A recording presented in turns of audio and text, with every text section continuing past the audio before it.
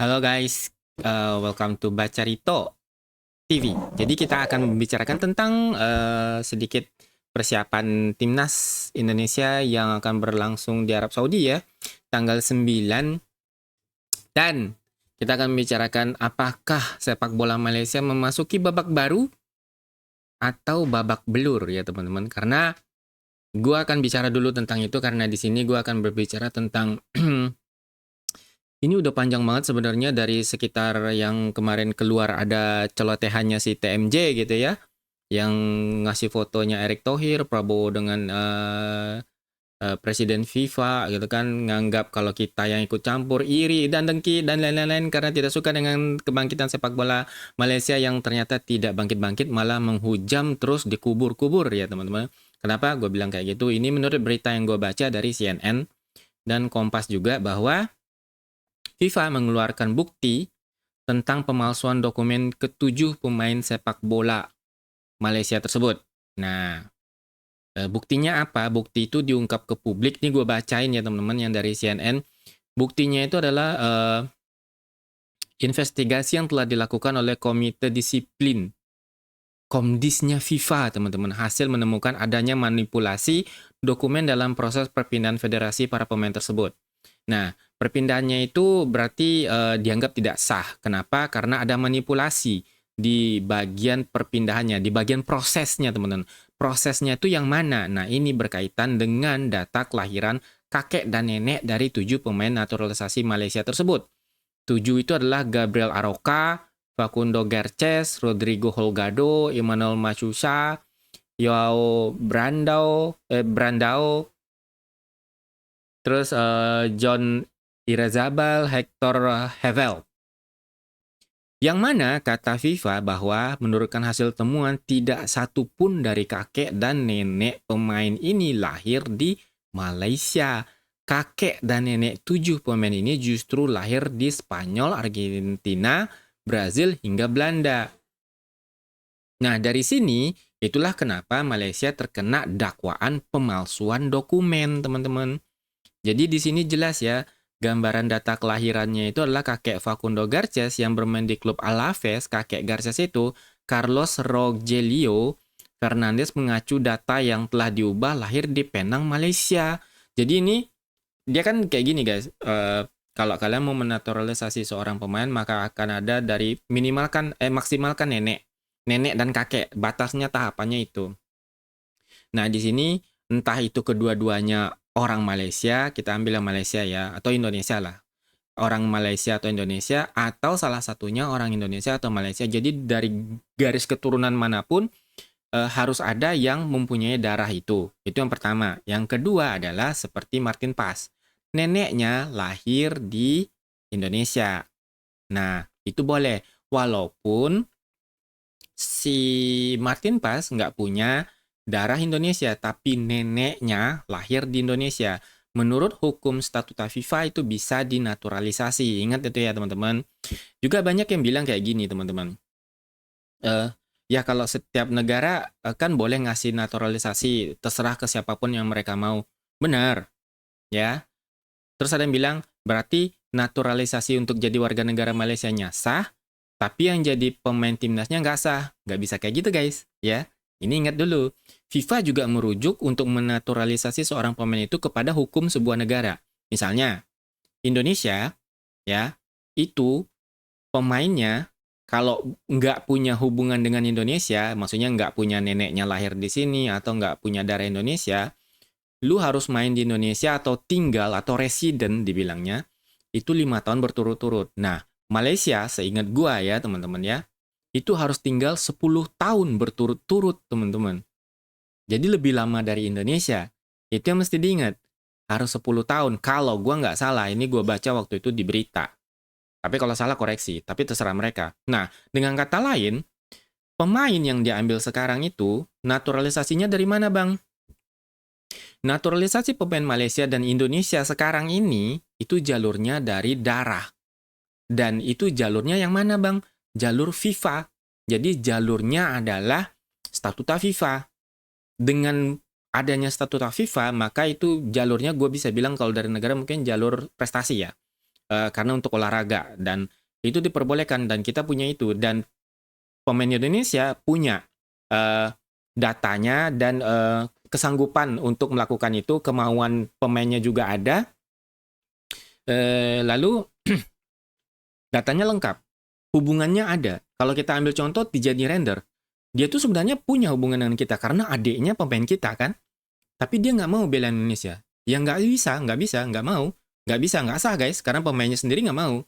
Nah, Malaysia juga seperti itu, ketentuan seharusnya, bahwa jalurnya melalui statuta FIFA. Nah, kalau ada yang bilang, berarti itunya sah dong, Bang, pemain tim naturalisasinya, warga negara Malaysianya sah dong, karena sebuah negara kan bisa aja ngasih-ngasih sesuai apa yang mereka inginkan.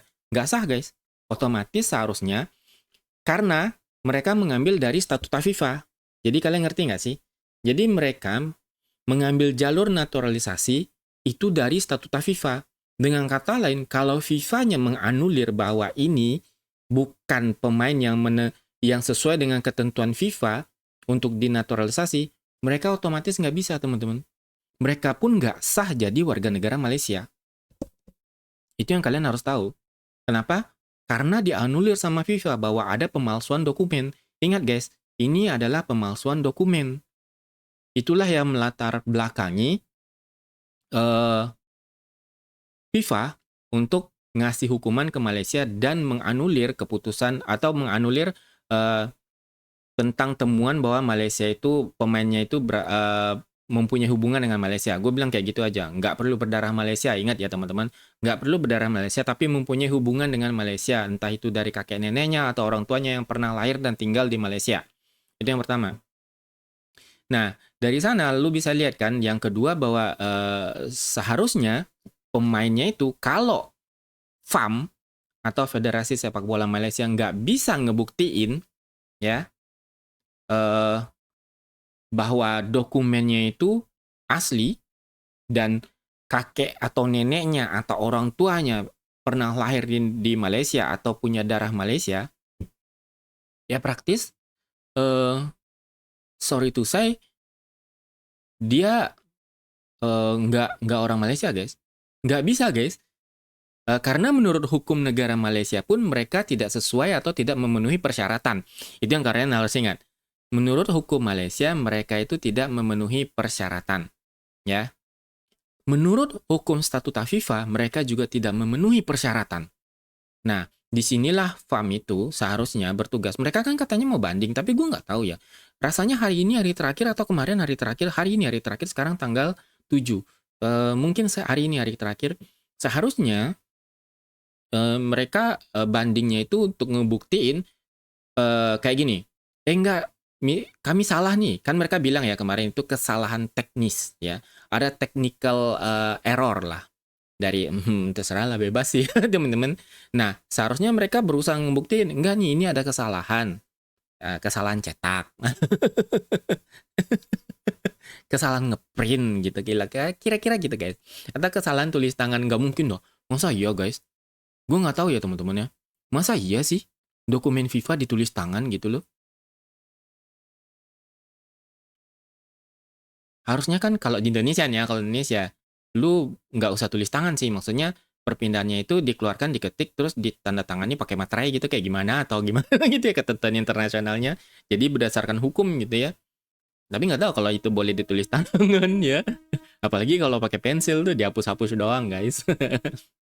Jadi itu yang harus dibuktikan oleh FAM, dan yang sebenarnya gue juga nggak suka tentang apa yang ditampilkan oleh si TMJ. Ya, TMJ nampilin Prabowo, nampilin Erick Thohir, seakan-akan kita yang ngelaporin, kita yang nuduh. Nggak penting-penting juga gitu. Kita nggak ketemu di turnamen manapun dengan mereka ya. Ya, untuk saat ini kan kita nggak ketemu di turnamen manapun. Di kualifikasi Piala Asia atau kita udah lolos langsung. Sekarang kita lebih fokus ke bayangin kita ini fokusnya ke round 4 gitu, round 4 Piala Dunia. Ngapain kita ngurusin hal-hal yang kayak gitu? Itu cuma ngedistraksi kitanya sendiri gitu kan seharusnya. Jadi itu nggak penting. Dan seingat gue yang ngelaporin kemungkinan ini Vietnam ya. Karena mereka nggak terima dengan hasil yang 4-0, di mana pemain Malaysia tuh cepat banget gitu. Tiba-tiba ada 7 gitu guys. Kayak prok, jadi apa? Jadi 7 ya. Jadi yang si TMJ ini mungkin sedikit kebablasan, keterlaluan bagi gua TMJ. Mah apa kepanjangannya, guys? Tipu menipu jom, tutorial menipu jom, tak mau jujur. Ya gitu guys kepanjangnya, tipu menipu jom, tutorial menipu jom, tak mau jujur, ya kan? Gue nggak peduli dia sultan, anak sultan atau apapun, tapi kalau lu anak sultan seharusnya lu berperilaku seperti anak sultan gitu lah. Ya, ini untuk si TMJ. Kalau lu memang orang aristokrat, lu seharusnya gentleman gitu. Lu berperilaku seperti itu gitu. Nggak pantas rasanya lu berperilaku seperti pecundang dan pengecut gitu ya, teman-teman ya. Gue nggak peduli dia anak siapa gitu. Masih anak orang juga kan. Nah, dari keputusan FIFA ini seharusnya gue nggak tahu bagaimana kelanjutannya. Gue nggak tahu. Gue harap sepak bola Malaysia sih baik-baik aja. Tapi gue rasa nggak akan baik-baik aja karena kalau mereka nggak bisa ngebuktiin, praktis ya mereka terjun bebas ya. Kenapa gue bilang terjun bebas? Pertama, 7 pemain itu bukan pemain mereka. Gue rasa nanti seharusnya ya yang pertandingan mereka yang lawan Vietnam itu dianulir, lawan Nepal juga dianulir. Seharusnya karena itu kan pemain ilegal ya. Kalau AFC nggak melakukan itu berarti AFC ini adalah federasi yang tidak kompeten, yang nggak kredibel. Seharusnya itu dianulir dan ketujuh pemain itu gue lanjutkan ya. Tersebut terbukti pelanggaran pasal 22 Kode Disiplin FIFA FDC terkait pemalsuan dan penggunaan dokumen palsu. Nah, akhirnya kan ujung-ujungnya pemain yang jadi korban ya, teman-teman ya. Gue nggak paham kenapa pemainnya mau gitu kan. Kalau lu nggak punya darah Malaysia atau kakek lu nggak lahir sana mah bilang aja gitu. Seharusnya dari awal jangan ngeriskin karir ya, ngeresikoin karir. Karena karirnya masih panjang gitu. Kayak si Fangoda Garcias itu main di La Liga gitu kan, dibangga-banggain. Nggak bisa main coy. Terus federasinya kena 350.000 franc kalau nggak salah. Pemainnya juga kena 2.000 denda ya ini teman-teman ya. Dan gua rasa ini kan banding ya, hukum banding itu kan kalau nggak salah 10 hari setelah keputusan apa pengumuman mereka dihukum dikeluarkan, terus mereka boleh banding kalau nggak salah dalam waktu 10 hari ya kalau nggak salah ya. Dan mereka seharusnya banding kalau memang mereka punya bukti. Kalau nggak seharusnya, ini seharusnya mereka kena hukuman tambahan. Seharusnya ya, kalau menurut gua. Mereka kena hukuman tambahan seperti yang terjadi pada Timor Leste. Kalian masih ingat kasus Timor Leste? Itu juga nggak instan. Maksudnya nggak instan gimana? Nggak ketika Timor Leste itu nggak salah 12 pemainnya, guys. 12 pemainnya itu pemain ilegal ngambil dari Brazil. Come on, man. I mean, gue ngerti kan misalnya kayak Timor Leste lu bisa bahasa lu bisa bahasa Portugis ya kan. Indonesia itu pernah dijajah Portugal lah kita bilang. Brazil pun punya koneksi dengan Portugal, tapi indirect Indonesia dan bener Indonesia berarti Timor Leste Indonesia dan si Brazilnya itu indirect dan itu jangka hubungannya panjang. Jadi kalau dirunut-runut, kemungkinan mereka punya hubungan itu bukanlah di generasi kakek nenek. Bisa jadi di buyutnya atau yang di atas-atasnya lagi. Nah, itu yang jadi permasalahan mungkin entah dengan Malaysia ini juga atau yang gimana. Yang gue juga bingung kenapa tiba-tiba ujuk-ujuk pemainnya itu dari Argentina, Brazil, kapan mereka dijajah Argentina, guys? Kapan itu mereka dijajah oleh Brazil gitu kan? Gue bingungnya gitu. Kalau seandainya mereka nyarinya di Inggris, mungkin masih masih oke gitu sama di Belanda karena ya kita dan Malaysia itu kan deket ya. Jadi mereka juga pernah dijajah Belanda, tapi seperti yang gue bilang ceritanya gimana gitu. Kalau kita pemain kita warga negara kita dulu pernah juga ada yang eksodus ke Belanda. Di Suriname itu banyak orang Jawa dijadikan pekerja dulu gitu. Ada juga yang dari beberapa bisa dibilang rebellion atau pemberontakan dulu. Tapi kan itu di masa lalu gitu. Kita nggak anggap seperti itu. Kita anggap mereka orang Indonesia. Nah, itulah yang jadi cikal bakal sekarang ini kita punya sejarah gitu. Kita ada keterkaitannya, ada benang merahnya guys kalau kita bilang. Ada benang merahnya. Nah, sementara Malaysia ini mereka nggak bisa menjelaskan benang merahnya itu di mana gitu. Kalau misalnya kayak seperti yang gue bilang di video sebelumnya, Adrian Wibowo, Elkan Balgot. Nah, kan jelas orang tuanya masih hidup. Nah, sama seperti eh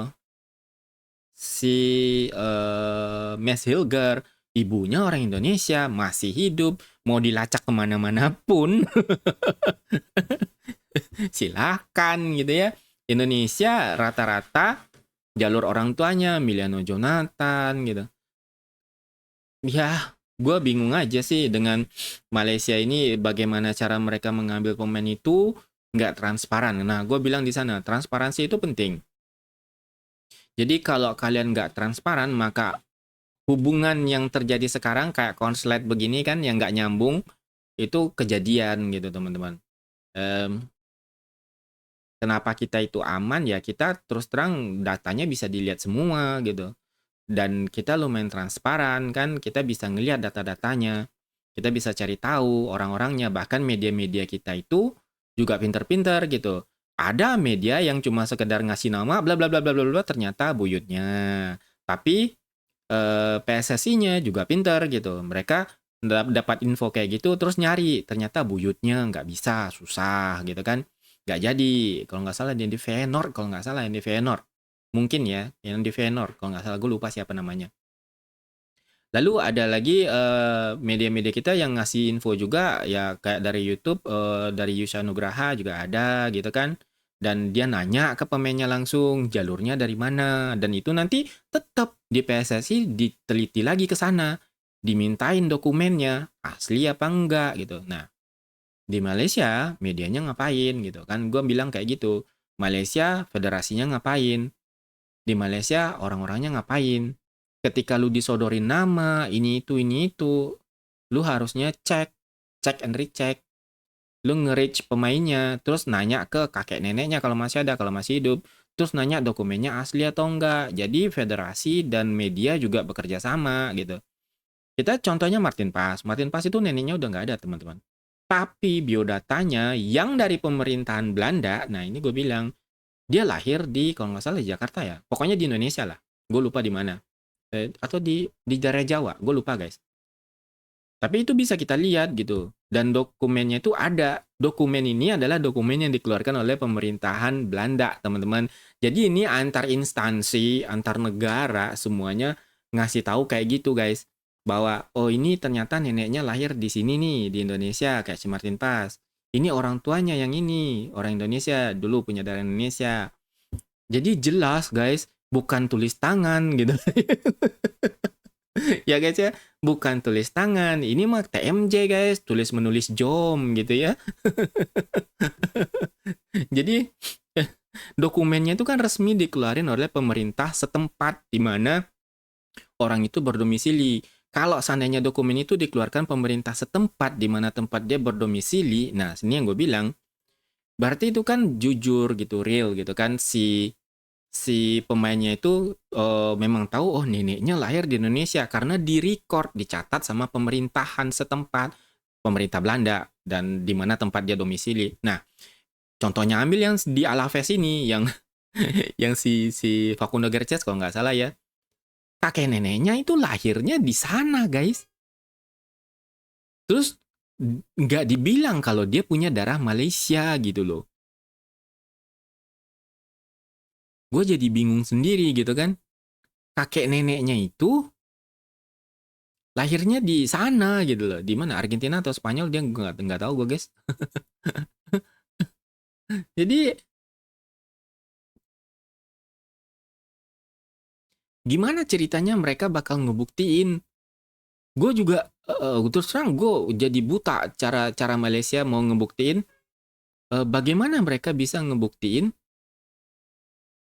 si pemainnya ini punya keterkaitan dari kakek neneknya gitu loh. Nah ini nih, kakek nenek 7 pemain ini justru lahir di Spanyol, Argentina, Brazil, dan Belanda. Berarti ini ya, dokumen yang dipalsuin itu adalah kelahiran nenek kakeknya. Nah ini yang gue mesti kasih tahu. Jadi ini mungkin dokumen yang dipalsuin itu adalah kelahiran dari nenek kakeknya. Dengan kata lain, kalau kelahiran kakek neneknya ini nggak punya hubungan apa-apa dengan Malaysia. Orang ini nggak punya darah apa-apa dengan Malaysia gitu loh. Jadi kan ada dua nih, kakek neneknya tuh lahir di Malaysia atau orang Malaysia atau campuran gitu teman-teman. Nah, si pemainnya ini jadi punya darah atau memang bisa menurut statuta FIFA bahwa kakek neneknya lahir sana seperti Martin Pass. Ternyata ini enggak, guys. Jadi ini dirubah gitu loh. Karena, nah dari mana taunya ini ya teman-teman ya, gue bilang kemungkinan FIFA kan gue bilang, naturalisasi itu merujuk ke hukum suatu negara. Nah kemungkinan kan dokumen udah dikasih nih ke FIFA. FIFA itu nggak cuma, oh terima kasih Pak, ya nih udah tanda tangan nih, blek, dah ya selesai Pak, silakan main senak jidatnya. FIFA itu gue rasa nggak gitu. Begitu dapat dokumen, ya pertandingan kan mepet nih, udah boleh main, oke. Dia memang sign dulu, tanda tangan dulu. Silakan katanya. Tapi mungkin orang Malaysia lupa, ini bakal dicek. Nah, FIFA itu gue rasa ngeceknya kemana? Dia nge-reach out atau nyari tahu ke setiap negara di mana pemain ini dulu berasal. Misalnya kayak ada yang dari Argentina, Spanyol, dan Brazil. Mereka itu nyari tahu kakek neneknya ini lahir di mana. Nah itu diminta dokumen resminya dari pemerintahan yang ada di sana. Gua rasa seperti itu ya guys. Kalau nggak dari mana FIFA tahu kan? Ternyata di dokumen resmi pemerintahannya kakek neneknya lahir memang di Argentina. Dicari tahu lagi apakah ada hubungan dengan Malaysia? Kemungkinan nggak. Nah ini yang gua nggak tahu bagaimana cara si FAM ini akan ngebuktiin. Jadi itu aja sih sebenarnya. Kita akan ngomongin round 4 nggak sih? Round 4 ini H-2 ya, pemain udah berdatangan semua. Terakhir Calvin Verdong, dia terlihat kelelahan ketika di interview. Jadi tolong pemain itu dihormati karena inilah pemain yang akan ngebela negara kita. Istirahat. Gua khawatirnya gini guys tentang pemain kita. Kenapa gua khawatir kita main di Arab Saudi? Karena ya seperti yang gue bilang, kita itu yang paling dirugiin karena beberapa pemain dari Eropa bahkan dari kita lokalnya sendiri. Dan penerbangan ke Arab Saudi itu lumayan jauh, 10 jam dari Indonesia. Kalau nggak salah ya. Dari Eropa gue nggak tahu berapa jam, tapi gue rasa cukup lama juga ke Arab Saudi karena kelihatan lelah. Nah, terakhir aja Calvin Verdong itu datang tanggal 6 atau tanggal 7 gue lupa. Nah, untuk recovery itu sebenarnya nggak cukup 1 atau 2 hari. Tapi mudah-mudahan dia fit ya. Gue yang penting itu fit. Nah, yang diuntungkan itu Arab Saudi dan Irak. Kenapa? Karena mereka jarak tempuhnya nggak jauh gitu kan. Itu yang pertama. Yang kedua, apalagi Arab Saudi, mereka mainnya di sana. Itu rumah mereka sendiri. Pemain-pemainnya mah banyakan yang di sana gitu kan. Jadi memang recovery kita yang paling utama. Dan yang kedua apa? Belum lagi mereka harus adaptasi iklim. Nah, ini juga yang penting. Dua hal ini sebenarnya gue cukup concern ya. Tapi mudah-mudahan gue berharap dengan segala sesuatu yang terjadi ini kita akan menang. Kalau untuk formasi analisa gue nggak tahu ya. Gue ngelihat mungkin Patrick Kluivert bakal pakai 4 back seperti yang dilakukan ketika lawan Lebanon. Lawan Lebanon itu gue ngerasa permainan kita cukup bagus, cukup mengalir. Cuma aja ya kita nggak bisa memecah kebuntuan, kita nggak terlalu efektif. Tapi pilihannya adalah Kluivert pakai 3-4 back di mana 3 back di mana 3 back itu lebih efektif kalau menurut gue. Kalau menurut gue ya, karena kita menang dengan 3 back. Kalau memakai 4 back pun kita harus cari tahu bagaimana harus efektif di depan gawang untuk bisa ngebobol gawang lawan. Banyak pemain yang nggak dipanggil yang sebelum-sebelumnya dan gue rasa wajar, jadi nggak usah terlalu diprotes. Kenapa? Ya beberapa pemain yang nggak dipanggil itu nggak dapat menit bermain di klub. Bagaimanapun kalau gue jadi seorang pelatih, gue nggak akan manggil pemain yang nggak dapat menit bermain walaupun dia di sebelum-sebelumnya punya kontribusi. Tapi lu bisa lihat di uji coba, gue bisa bilang kayak dead leg. Kakinya mati gitu guys.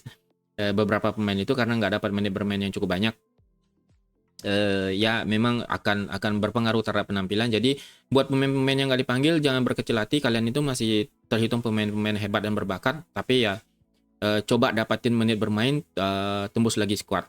Gue yakin kalian bisa gitu loh. Bye bye, see you next video ya guys. Udah cukup panjang ya, setengah jam kurang lah. Bye, see you.